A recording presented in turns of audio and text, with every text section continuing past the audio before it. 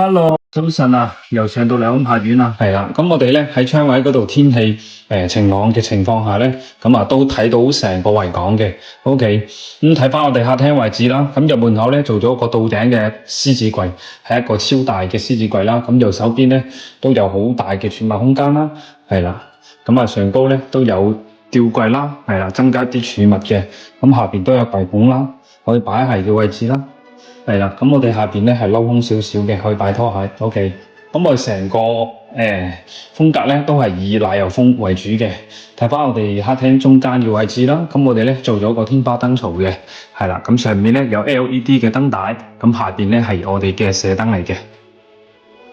係，咁中間嘅位置咧就上下都係一組高光板嘅櫃啦，係啦。OK，咁啊連到我哋房間呢度就停咗噶啦。好，咁睇完我哋嘅客廳位置，咁睇翻我哋廳間房呢度啦。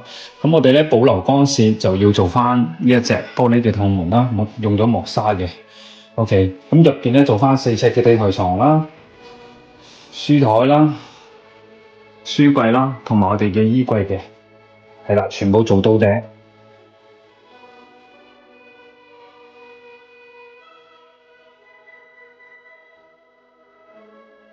好，睇翻我哋主人房入邊，咁個主人房咧下邊都係做咗2個超大嘅櫃桶啦，咁入邊咧都有3格榻榻米可以擺嘢嘅，係啦，做埋床頭板啦、書台啦，咁跟住到頂嘅衣櫃啦，係啦，咁我哋呢個單位咧都係簡簡單單，係啦，好溫馨嘅。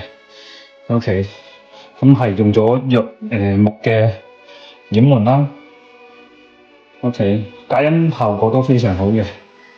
咁我哋地磚咧鋪咗一隻長條形嘅木紋磚啦，襯翻我哋嘅奶油風啦。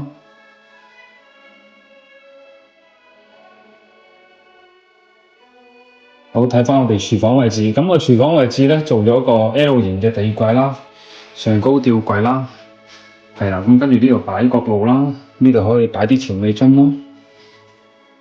中空位置貼咗不鏽鋼板，係啦，咁跟住呢度咧擺雪櫃，下邊擺洗衣機。